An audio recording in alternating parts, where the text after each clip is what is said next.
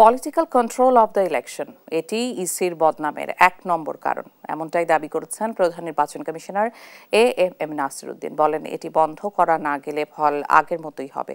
সকালে নির্বাচন কমিশনে RFED মিডিয়া অ্যাওয়ার্ড অনুষ্ঠানে তিনি এসব কথা বলেন। সিইসি আশ্বস্ত করেন, বর্তমান কমিশন কোনো রাজনৈতিক দলের পক্ষ থেকে কাজ করতে চায় না। তিনি আরও বলেন, প্রতিষ্ঠান হিসেবে ইসি ধ্বংস হয়ে গেছে।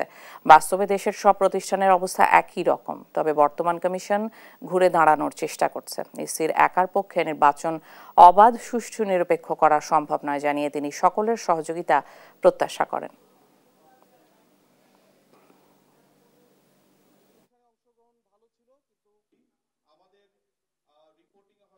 কেউ যদি বলে যে ইলেকশন কমিশনের এত বদনাম, এত কিছু কেন হলো, political control of the election commission,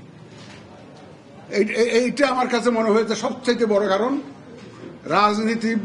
রাজনীতির কাছে ইলেকশন কমিশনকে সঁপে দেওয়া, এইটাই হচ্ছে সবচেয়ে বড় কারণ। ইলেকশন কমিশনে যারা আছি আমরা কোনো রাজনীতিতে ঢুকতে চাই না, এটা আমি আগেও বলেছি। আমরা কোনো রাজনৈতিক দলের পক্ষে বা বিপক্ষে দাঁড়াতে চাই না, আমরা নিরপেক্ষ থাকতে চাই।